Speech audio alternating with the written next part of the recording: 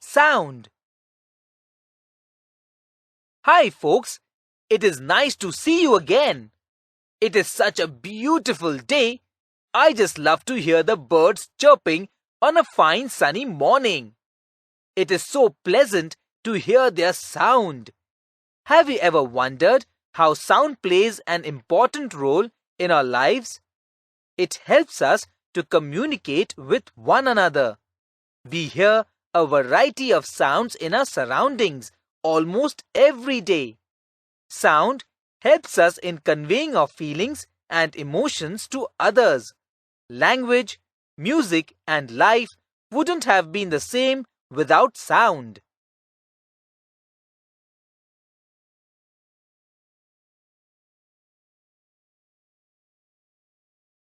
Guess what? I've been learning music these days. I just love the sounds that these instruments make. These sounds are produced by vibrations. The to and fro or back and forth motion of an object is termed as vibration. We see that a vibrating object produces sound. In some cases, the vibrations are easily visible to us, but in most cases, their amplitude is so small that we cannot see them. However, we can feel them. Many of you might have seen the manjira, the ghatam, and the nut and the kartal. These musical instruments are commonly used in many parts of our country. These musical instruments are simply beaten or struck, thereby producing sounds because of the vibrations. Okay, that was about musical instruments. Let us now talk about the sounds that us humans make. Speak loudly for a while, or sing a song, or buzz like a bee, and put your hands on your throat. Do you feel any vibrations? Friends, in case of humans, the sound is produced by the voice box or the larynx. Put your fingers on the throat and you will find a hard bump that seems to move when you swallow. This part of the throat is known as the voice box. It is at the upper end of the windpipe. Two vocal cords are stretched across the voice box or larynx in such a way that it leaves a narrow slit between them for the passage of air. When the lungs force air through the slit, the vocal cords vibrate, producing sound. Wow! Did you know there is such a complicated mechanism behind the sounds that we produce so easily? Muscles attached to the vocal cords can make the cords tight or loose. When the vocal cords are tight and thin, the type or quality of voice is different from that when they are loose and thick. When the vocal cords are tight and thin, the type or quality of voice is different from that when they are loose and thick. Here's something interesting, friends. The vocal cords in men are about 20 millimeters long, while in the case of women, they are about 5 millimeters shorter. Children have very short vocal cords. This is the reason why the voices of men, women, and children are so different from each other. Now we know why we sound so different from all these grown-ups around us.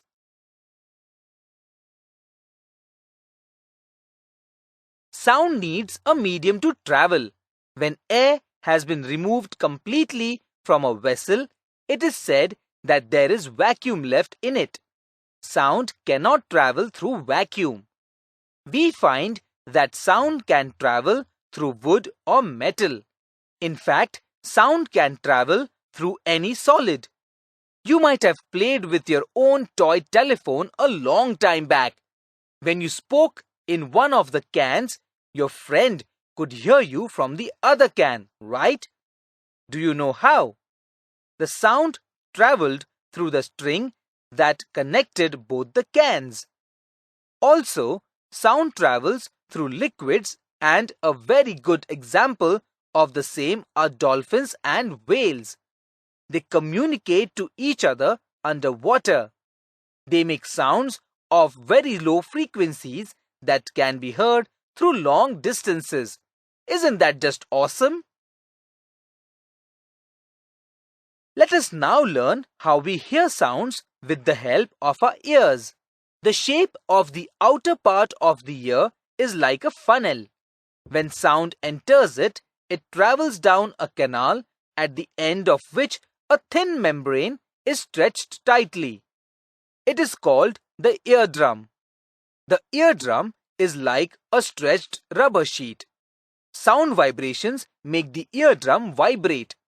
The eardrum then sends vibrations to the inner ear from where the signal goes to the brain. That is how we hear different sounds almost every second of a day.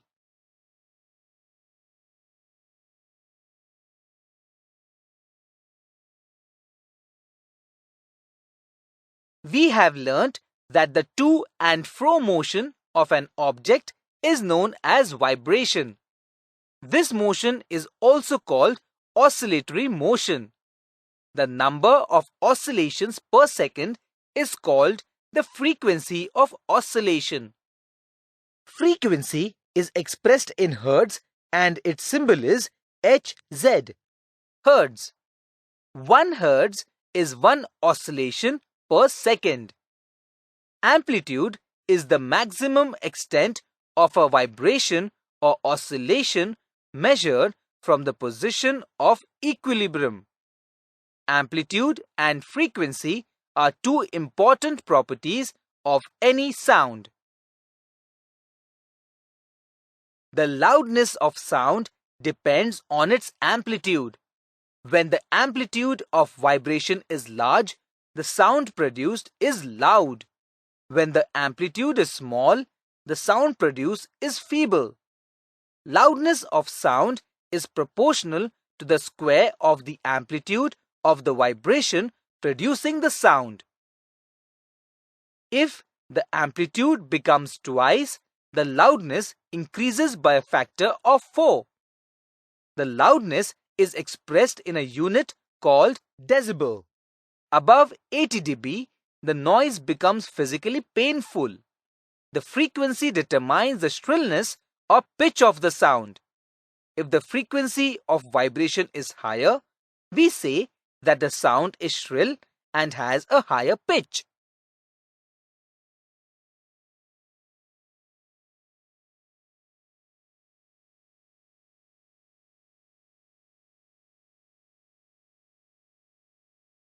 The frequency determines the shrillness or pitch of a sound.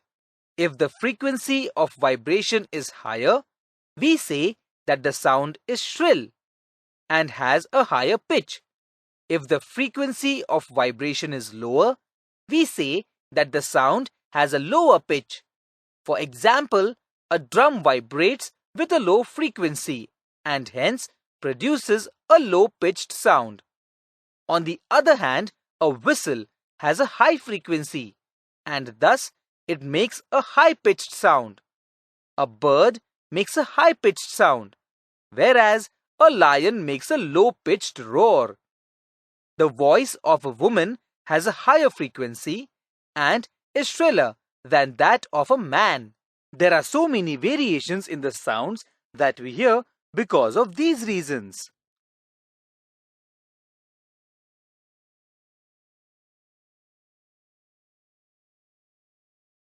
The fact is that sounds of frequencies less than about 20 vibrations per second, that is 20 Hz, cannot be detected by the human ear. Such sounds are called inaudible sounds. Sounds of frequency 20 kHz are also not audible to the human ear. Thus, for the human ear, the range of audible frequencies is roughly from 20 to 20,000 Hz.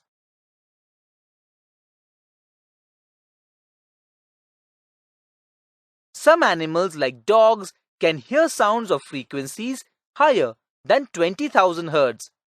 The police use high-frequency whistles which dogs can hear, but humans cannot. The ultrasound equipment, familiar to us for investigating and tracking many medical problems, works at frequencies higher than 20,000 Hz.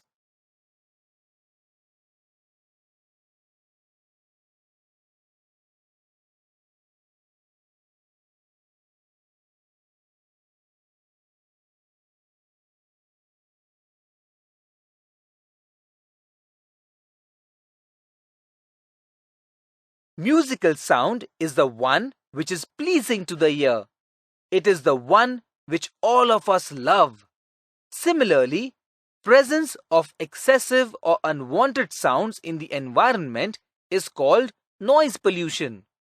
Major causes of noise pollution are sounds of vehicles, explosions including bursting of crackers, machines, loudspeakers, etc. Television and transistor radio at high volumes. Some kitchen appliances, desert coolers, air conditioners, etc. also contribute to noise pollution in a big way. So honestly speaking, all of us are responsible for noise pollution in some way or the other. Excessive noise in the surroundings may cause many health-related problems. Lack of sleep, hypertension, high blood pressure, anxiety, and many more health disorders may be caused by noise pollution. A person who is exposed to a loud sound continuously may get temporary or even permanent impairment of hearing.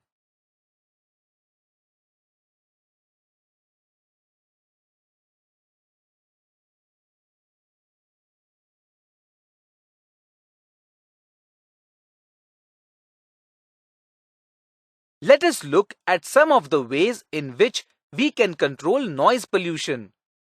Silencing devices must be installed in aircraft engines, transport vehicles, industrial machines, and home appliances. The noisy operations must be conducted away from residential areas.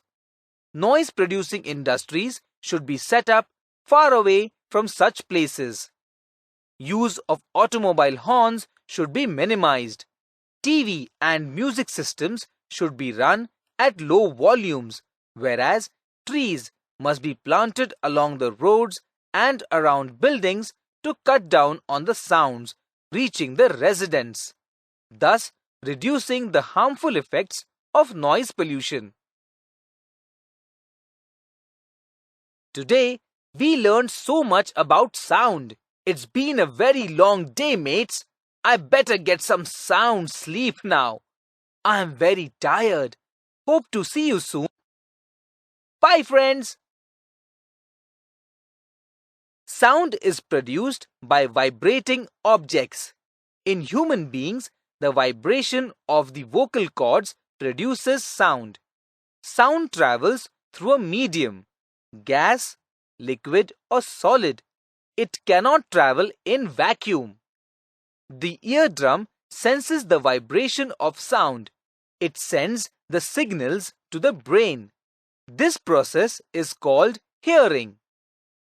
The number of oscillations or vibrations per second is called the frequency of oscillation.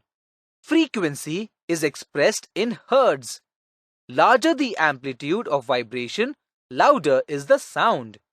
Higher the frequency of vibration, higher is the pitch and shriller is the sound. Unpleasant sounds are called noise.